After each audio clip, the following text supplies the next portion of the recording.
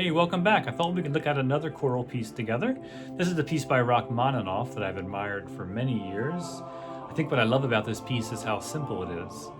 The melody is as simple as can be, just right in the key of F, stepwise. The harmonies are almost all triads. There's no adventurous cluster chords or modulations or rhythmic things that are really unusual. It's just absolutely perfect choral music. The part writing is as good as it gets. So you'll hear the choir sing it in a minute. The main theme is this. And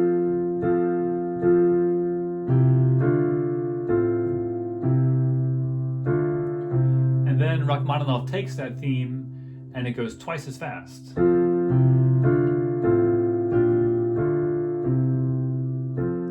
And that faster version is going to just run through the whole rest of this piece. It's going to keep coming back in the eighth note version. And it's going to get sequenced up a step and then up another step.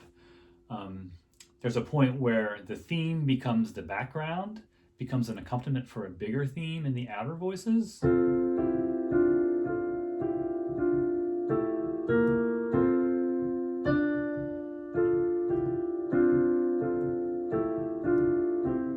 Which is a really cool, beautiful moment. As you're looking at the piece, you could just kind of observe all the different kinds of motion, where the voices are in oblique motion or parallel motion or contrary motion. And just try to kind of bathe in the beauty of all the part writing and everything that's happening inside the voice leading of this piece. And like the last two pieces we looked at, this piece, once again, starts piano and works its way up to a fortissimo and comes right back down. When it gets to that big climax, the choir is just singing the same thing at the octave. And